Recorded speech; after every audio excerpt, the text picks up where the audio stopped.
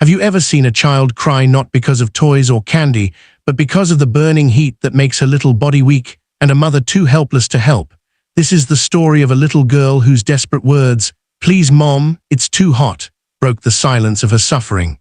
No one noticed until fate brought a millionaire who changed everything. Stay with me till the end, because what happened next will touch your heart forever. The sun blazed mercilessly that afternoon. The small, worn-down house on the edge of town had no fan, no electricity, and no comfort.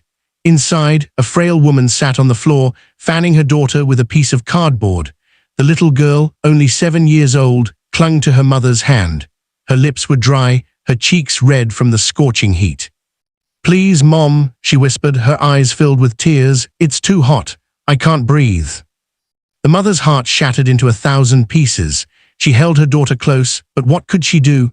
She had no money to buy a fan, no relatives to turn to, and no one willing to help.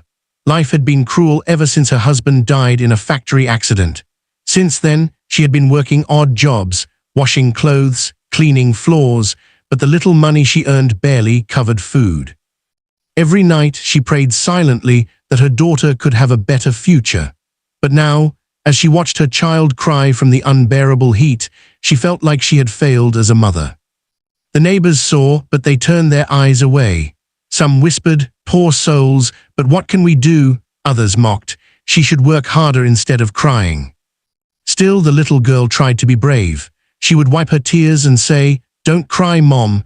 One day I'll buy you a big house with a fan in every room."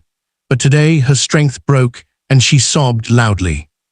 That sob was not just a child's cry, it was a cry that carried pain, hunger, and silent suffering into the world. And fate was listening. At that very moment, a man in a black car passed by the narrow street. He was a millionaire, known for his wealth, but also for his restless heart. Despite all his riches, he often felt empty, searching for a purpose beyond money. When he heard the faint sobbing from the small house, something stirred inside him. He stopped the car. Curious, he walked closer, and what he saw froze him in place. A child begging her mother for relief from the heat, while the mother sat helplessly, her eyes filled with guilt and pain. "Why are they suffering like this?" he whispered to himself. Without hesitation, he stepped forward. "Excuse me," he said softly. The mother looked up, startled, ashamed of being seen in such a state. The man knelt beside the little girl and touched her forehead. She was burning with fever. "She needs water, shade, and rest," he said firmly. "Why are you letting her suffer?" Tears rolled down the mother's face. "I have nothing left," she admitted. "I can't even buy a simple fan." The man's heart ached. In that moment, he remembered his own childhood, how his mother once sat crying because she couldn't afford medicine for him. That memory struck him like lightning. "I won't let this child suffer another moment," he declared. Immediately, he called his assistant and arranged for food, water, and medical help. But he didn't stop there. He bought the woman and her daughter a new home, fully furnished, with air conditioning and comfort. When the little girl opened her eyes again, lying on a soft bed, she saw him standing there. "Are you an angel?" she asked innocently. The man smiled gently.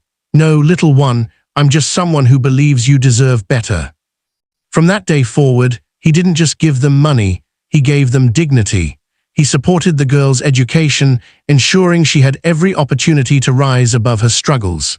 The mother, once broken by poverty, now stood tall with hope in her heart. And the millionaire, for the first time in years, he felt something money could never buy: peace. Life isn't about how much we earn, but how much light we bring into someone's darkness. The little girl's cry for relief became a turning point, not only for her and her mother, but also for the man who found his true purpose in kindness. Remember, even the smallest act of compassion can change a life forever.